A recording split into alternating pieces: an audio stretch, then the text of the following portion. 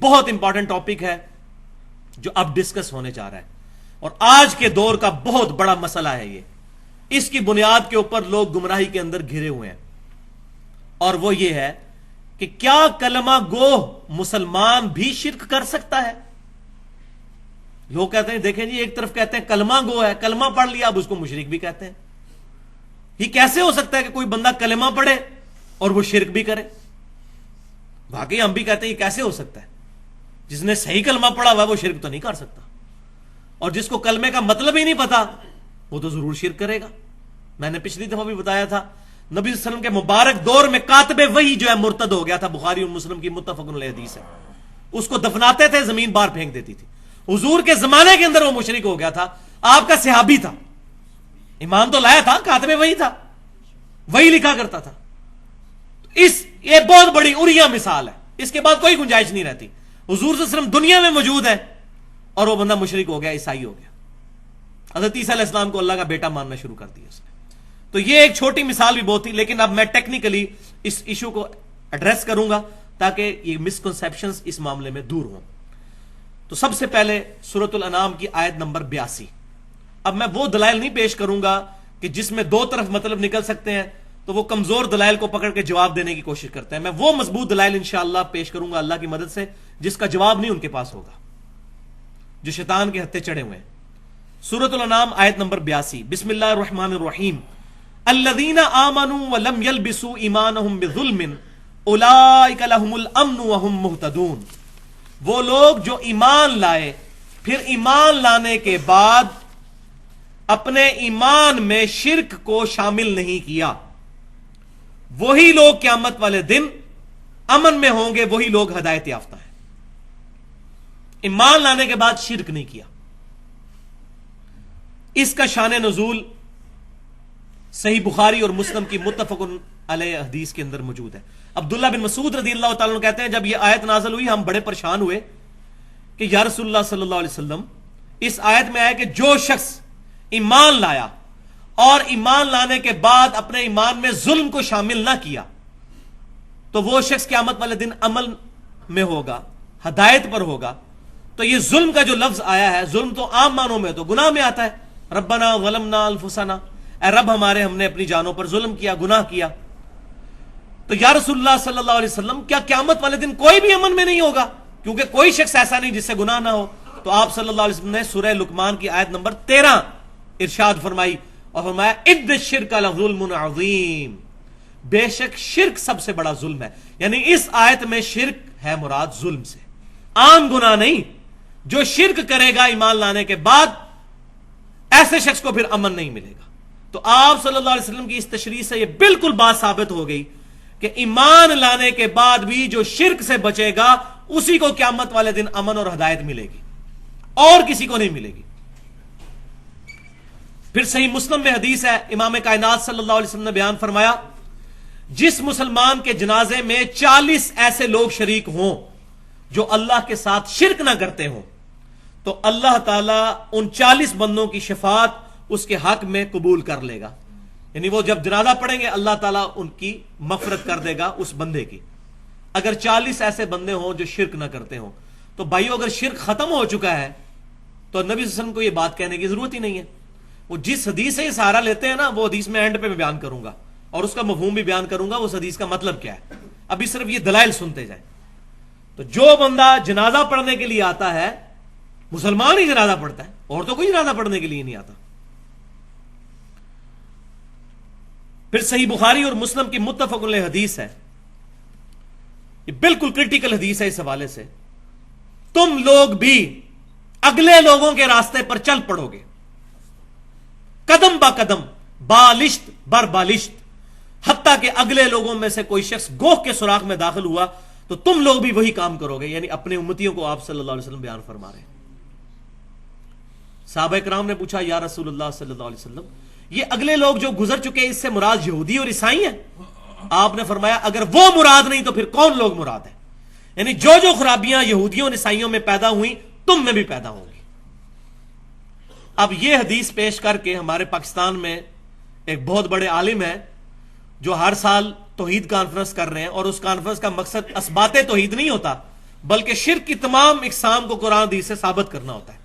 Doctor Asif اشرف جلالی صاحب، اور توحید کانفرنس میں یہ حدیث انہوں نے بیان کی ہے، وہ پورا میں نے ان کا میگزین پڑھا ہے، وہ اخبار جس کے اندر آیا ہے. وہ کہتے ہیں جی یہ جو حدیث ہے نا، تم بھی اگلے لوگوں کے راستے پہ چل پڑو گے، اس سے مراد یہ نہیں ہے کہ یہود و نصارہ کی طرح یہ امت شرک کرنا شروع کر دے گی. اس سے مراد یہ ہے کہ یہ جس طرح انگریز فیشن کریں گے، یہود و نصارہ جو لباس پہنتے ہیں، مسلمان بھی وہی لباس پہننا شروع کر دیں گے، وہی حرکتیں شروع کر دیں. عقیدے کی بات نہیں ہو رہی، حالانکہ اس حدیث میں تو ایسی بات کوئی نہیں ہے، کیٹاگوریکل مینشن ہے، مطلقاً ہے. لیکن وہ کہتے ہیں اس سے مراد یہ ہے. For the sake of argument ہم ایگری کرتے ہیں. لیکن بھائیو الحمدللہ کتب احادیث کے اندر اس حدیث کا موقع اور محل بھی، شان فرمان بھی موجود ہے کہ کس جگہ پر آپ نے یہ بات ارشاد فرمائی تھی. وہ جامعہ ترمذی کے اندر صحیح سند کے ساتھ حدیث موجود ہے. ابو واقد رضی اللہ تعالیٰ عنہ کہتے ہیں جب ہم غزوہ حنین کے لیے جا رہے تھے تو راستے میں ایک درخت آیا جس کو ذات انوات کہا جاتا تھا، جس پر مشرکین جنگ میں فتح کے لیے برکت کے طور پر اپنا اسلحہ لٹکایا کرتے تھے. تو صحابہ کرام میں سے کچھ نے عرض کیا یا رسول اللہ صلی اللہ علیہ وسلم، آپ بھی ہمارے لیے کوئی ایسا درخت مقرر فرما دیں جہاں پر ہم اپنا اسلحہ لٹکا لیا کریں برکت کے لیے، جس طرح یہ مشرکین کرتے ہیں. تو آپ صلی اللہ علیہ وسلم نے کہا سبحان اللہ. یہ جو جملہ بولا جاتا ہے یعنی اللہ پاک ہے، اس کو آپ بریکٹ میں سمجھ لیں، معذوف ہے سبحان اللہ عما یشرکون. اللہ پاک ہے اس شرک سے جو لوگ کرتے ہیں. سبحان اللہ، اللہ پاک ہے. تم نے تو آج وہی بات کر دی جو موسیٰ علیہ السلام کے امتیوں نے کہی تھی. سورۃ الاعراف آیت نمبر 138 آپ صلی اللہ علیہ وسلم نے تلاوت فرمائی کہ جب ان کی قوم ایک ایسی جگہ سے گزری جہاں لوگ بتوں پر اعتکاف کیے ہوئے بیٹھے ہوئے تھے تو انہوں نے کہا اے موسیٰ علیہ السلام، آپ ہمارے لیے بھی کوئی اس طرح کا بت بنا دیں جس پر ہم بیٹھ جایا کریں عبادت کے لیے. تو آپ صلی اللہ علیہ وسلم نے اس کو بت کے ساتھ تشبیہ دی. دیکھیں درخت کو آج بھی ہو رہا ہے، آپ دیکھ لیں یہ جتنے مزارات ہیں درخت ہیں ان کے ساتھ ٹاکیاں بھی وہ باندھی ہوئی ہوتی ہیں کپڑے کی مختلف اور منتیں مانی، بالکل سیم وہی چیز چل رہی ہے. تو آپ صلی اللہ علیہ وسلم نے فرمایا کہ تم نے وہی بات کر دی جو موسیٰ کے لوگوں نے کی تھی. موسیٰ علیہ السلام دنیا میں موجود تھے. پھر آپ نے یہی بات ارشاد فرمائی جو بخاری اور مسلم میں ہے، تم بھی اس ذات کی قسم جس کے قبضہ قدرت میں میری جان ہے، قسم اٹھا کے اللہ کے نبی کہہ رہے ہیں، تم بھی اسی راستے پر چل پڑو گے جس پر پچھلے لوگ چلے تھے، جو پہلے لوگ گزر چکے. اب آپ صلی اللہ علیہ وسلم کے یہ حدیث کا کانٹیکسٹ ہی بتا رہا ہے کہ شرک کے حوالے سے اب تو گنجائش ہی نہیں رہ جاتی کوئی بندہ انکار کرے. تو حدیث کی حفاظت کرتی ہے، کوئی باطل اس میں داخل نہیں ہو سکتا. پھر صحیح بخاری اور مسلم کی متفق علیہ حدیث ہے، سیدہ عائشہ کہتی ہیں حضور صلی اللہ علیہ وسلم کے بیماری کے دن تھے آخری، اور حضور کی دو بیویاں بیٹھ کے گفتگو کر رہی ہیں، ام سلمہ اور ام حبیبہ رضی اللہ تعالی عنہن، کہ جب ہم حبشہ گئے تھے ہم نے ماریا نام کا ایک گرجا دیکھا تھا جہاں بہت تصویریں لٹکی ہوئی تھی. تو نبی صلی اللہ علیہ وسلم جلال میں آئے، آپ صلی اللہ علیہ وسلم نے فرمایا یہی تو ان لوگوں میں خرابی تھی، جب ان میں کوئی نیک آدمی فوت ہو جاتا تھا تو وہ اس کی قبر پر مسجد بنا لیتے تھے، پھر وہاں اس کی تصویریں لٹکا لیتے تھے اور وہاں پر سجدے شروع کر دیتے تھے. قیامت والے دن اللہ کے حضور بدترین مخلوق ہوں گے یہ لوگ، بدترین مخلوق، والعیاذ باللہ. یہ بخاری اور مسلم کی متفق علیہ حدیث ہے.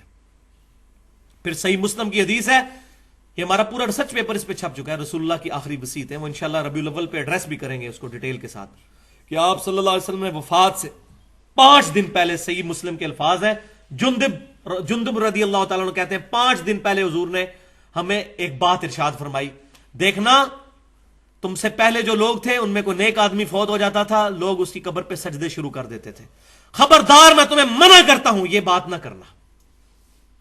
اور پھر بخاری اور مسلم کی متفق علیہ حدیث، حضور صلی اللہ علیہ وسلم کے بارے میں سیدہ عائشہ کہتی ہیں جب جس بیماری میں آپ کی وفات ہوئی آپ صلی اللہ علیہ وسلم اپنی چادر اپنے سر مبارک سے اتارتے تھے، چہرہ مبارک سے ہٹاتے تھے اور بار بار یہ کہتے تھے لعنت اللہ علی الیہود والنصارى اتخذوا قبور انبیائہم مساجدا، اللہ کی لعنت ہو یہودیوں اور عیسائیوں پر، انہوں نے اپنے نبیوں کی قبروں کو سجدہ گاہ بنا لیا تھا.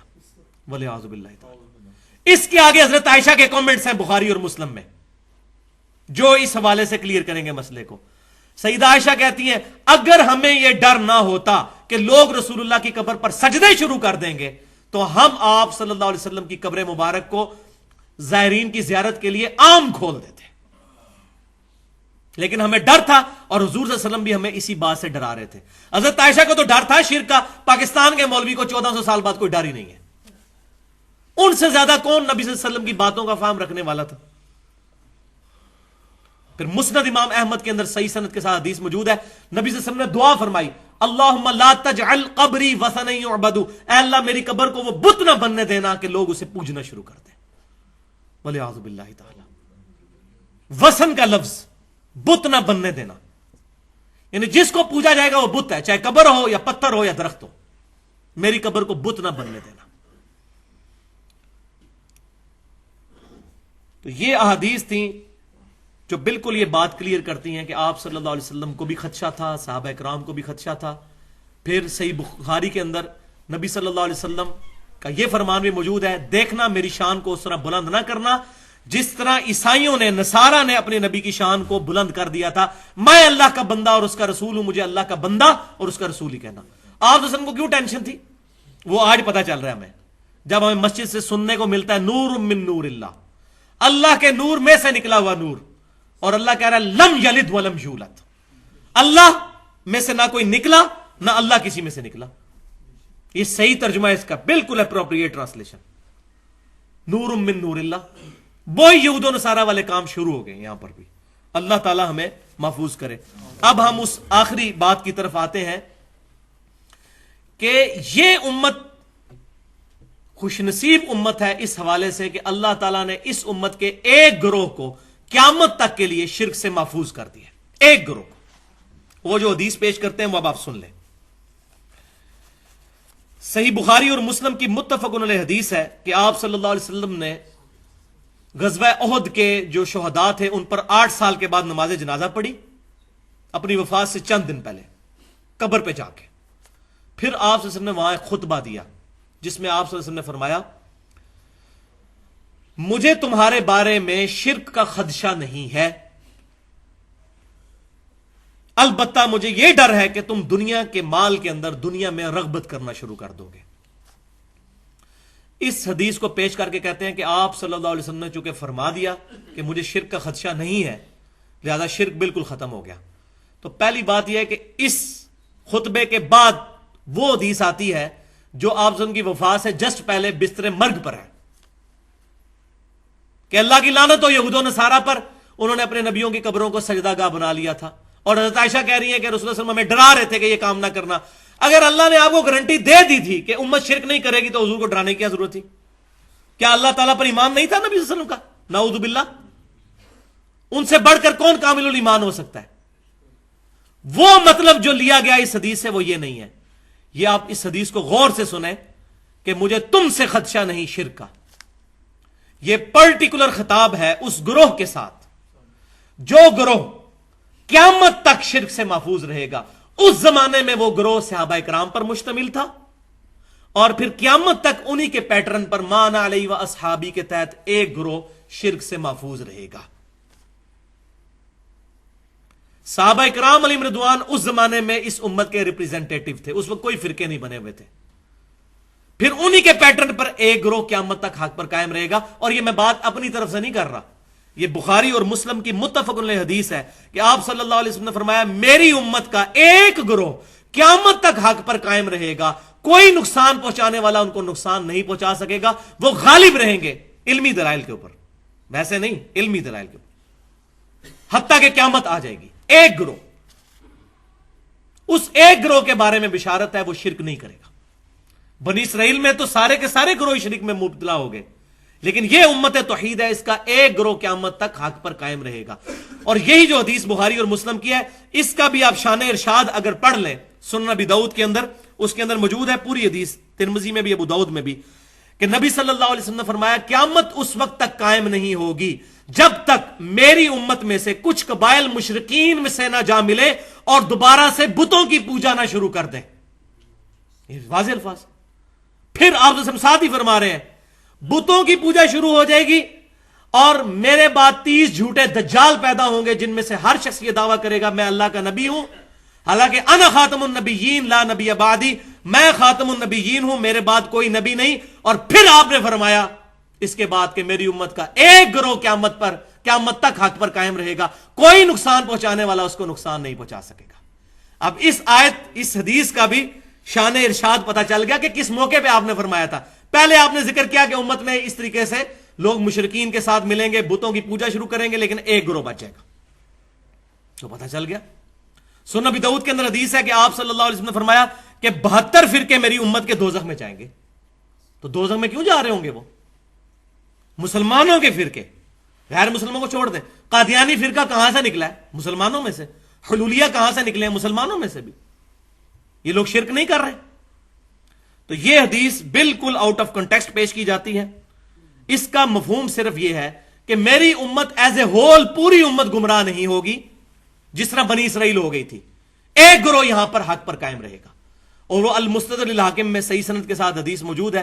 آپ صلی اللہ علیہ وسلم نے فرمایا کہ میری پوری امت کبھی بھی گمراہی پر جمع نہیں ہوگی، کبھی بھی ایسا نہیں ہوگا۔ ایک گروہ اختلاف کرتا رہے گا، ضرور حق پر قائم رہے گا۔ تو یہ جو حدیث ہے بخاری اور مسلم کی کہ مجھے تم سے شرک کا خدشہ نہیں، اس کی تفسیر جو محدثین نے کی ہے، بریلوی دیوبندی اہل حدیثوں نے نہیں، شیعوں نے نہیں، محدثین نے۔ ابن حجر اسقلانی رحمۃ اللہ علیہ المتوفا 852 ہجری، اور علامہ بدر الدین عینی رحمۃ اللہ علیہ المتوفا 855 ہجری، آج سے تقریباً 600-700 سال پہلے ان لوگوں نے اس حدیث کی شرح میں لکھ دیا کہ اس سے مراد یہ نہیں ہے کہ پوری امت شرک نہیں کرے گی، اس سے مراد ایک گروہ ہے۔ ورنہ ہم نے امت میں دیکھا ہے کتنے لوگ مشرک بھی ہوئے ہیں۔ یہ ان ائمہ نے بھی اپنی کتابوں کے اندر، فتح الباری کے اندر اور عمدۃ القاری کے اندر، محدثین نے یہ ڈیٹیل کے ساتھ لکھ دیا، اور میں نے الحمدللہ اس کی بھی حاجت نہیں، دلائل کے ساتھ یہ بات بالکل واضح کر دی ہے۔ تو آپ صلی اللہ علیہ وسلم نے فرمایا میری امت کا ایک گروہ قیامت تک حق پر قائم رہے گا، کوئی نقصان پہنچانے والا ان کو نقصان نہیں پہنچائے گا۔ تو ایک گروہ کی گارنٹی ہے، وہ نبی صلی اللہ علیہ وسلم کے زمانے میں صحابہ کرام تھے، آپ صلی اللہ علیہ وسلم کے بعد آپ صلی اللہ علیہ وسلم کے صحابہ کے پیٹرن پر قیامت تک ایک گروہ حق پر قائم رہے گا۔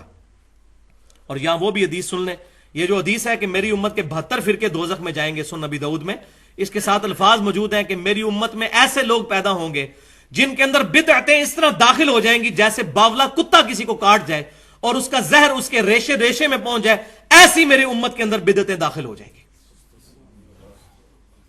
اور پھر ان بدعتوں کا انجام کیا ہونا ہے؟ وہ بخاری اور مسلم کی متفق علیہ حدیث ہے، قیامت والے دن میرے حوض کوثر پہ کچھ لوگ لائے جائیں گے جن کو میں پہچانتا ہوں گا۔ کیوں؟ کہ مسلمانوں کے اعضائے وضو چمک رہے ہوں گے قیامت والے دن، قادیانیوں کے بھی چمک رہے ہوں گے۔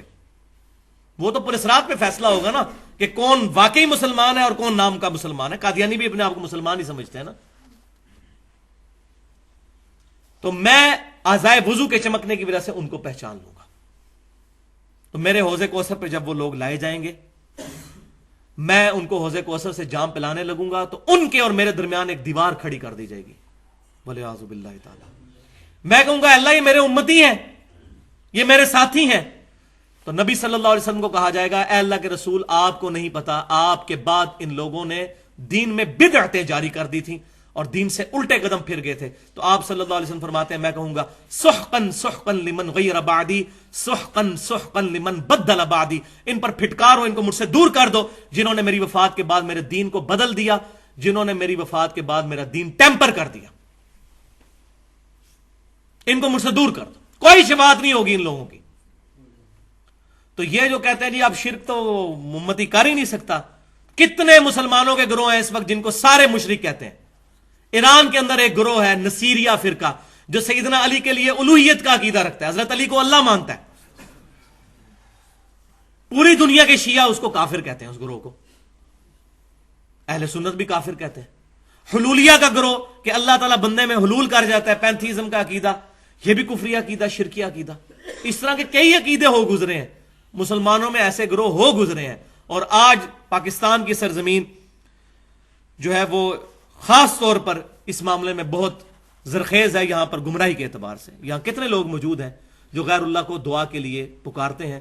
اللہ تعالیٰ سے دعا ہے کہ ہمیں کتاب و سنت کی تعلیمات پر عمل کرنے کی توفیق عطا فرمائے، اور شیطان کے یہ جو اوچھے ہتھ کنڈے ہیں ان سے محفوظ فرمائے، ہر مصیبت ہر پریشانی میں صرف اپنے رب کو پکارنے کی توفیق عطا فرمائے. یا حی یا قیوم برحمتک استغیث. جو بات میں نے کی حق بات، اللہ تعالی ہمارے دلوں میں راسخ فرمائے. اگر میری منہ سے کوئی ایسی بات نکلی ہو جو کتاب و سنت اور اجماع کے خلاف ہے، ہمارے دلوں سے اللہ تعالی محو کر دے. سبحانک اللہم و بحمدک اشہد ان لا الہ الا انت استغفرک و اتوب الیک وما علینا الا البلاغ المبین.